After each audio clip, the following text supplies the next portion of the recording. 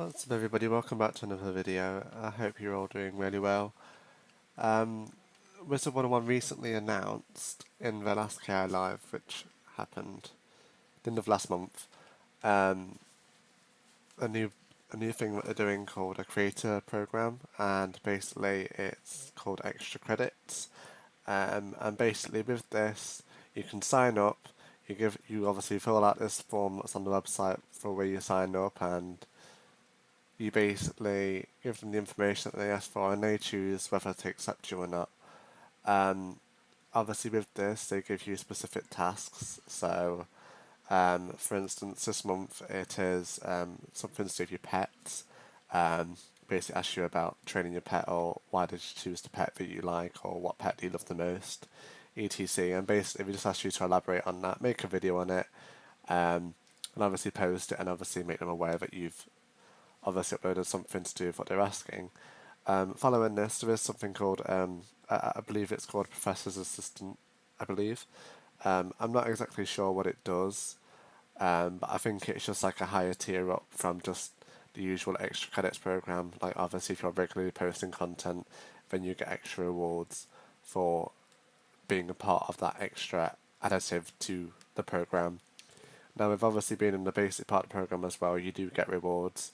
I think you get given elixirs, pet snacks, mega snacks, may I add, and yeah, you get given some good rewards, and obviously they're obtained by spending crowns, so you're getting them for free. You're literally doing something that you want to do, and in return they're paying you, I guess, in a sense, with stuff that is really beneficial to you, whilst you paying nothing.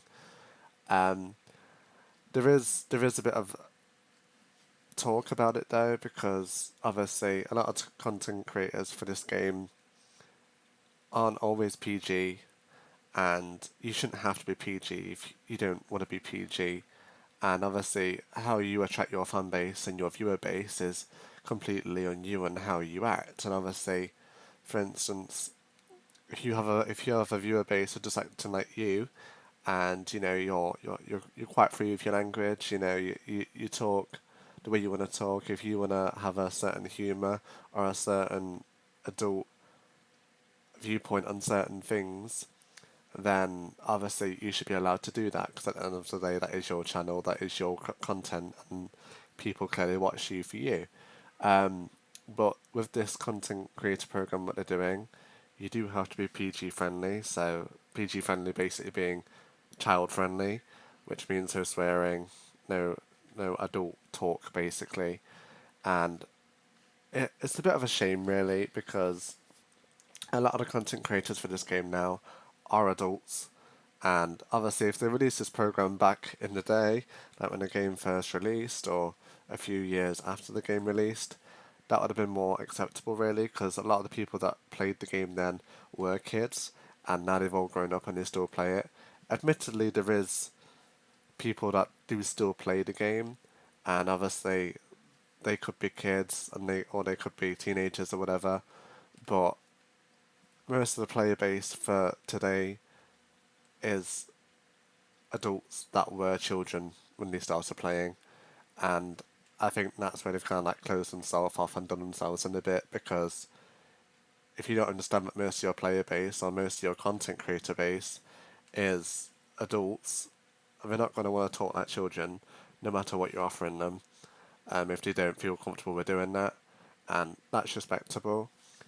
But obviously, on a positive note, it will influence newer people or people that are interested in content creating, whether they be kids or adults or teenagers.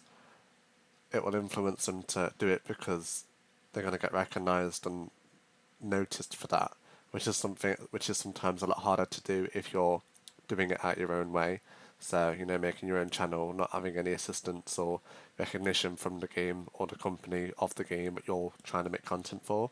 So it is a good branch in that idea.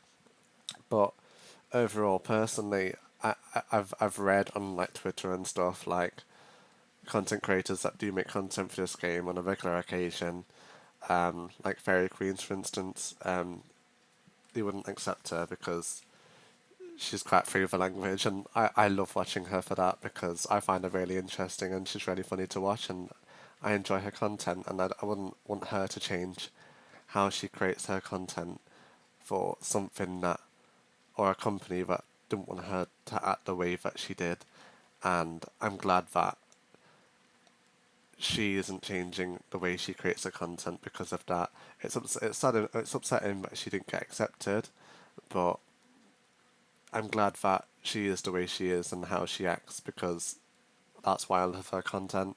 And I'm sure that you've all got creators or content creators that make content, and if they're free with the language and they're free with the language and stuff. But obviously, there's all sorts of factors that you need to put into it, like, are they friendly? Are they nice? Are they PG friendly and all sorts? And I'm not really interested in this content creator program because I can be a bit free with my language at times, and I wouldn't want to change how I speak or act for something that would change the way I want to be for my platform. So personally, it's not an interesting thing for me, but for people that are interested in doing it, I will put that link for you to sign up to it in the description. And yeah, if you're successful, then well done. If not, then better luck next time. But honestly, just let me know what you think about this whole extra credits program in the comments down below. And I hope you all enjoyed the video. And if you did, please give it a like and subscribe if you're feeling nice. But I'll see you in the next video. Thank you.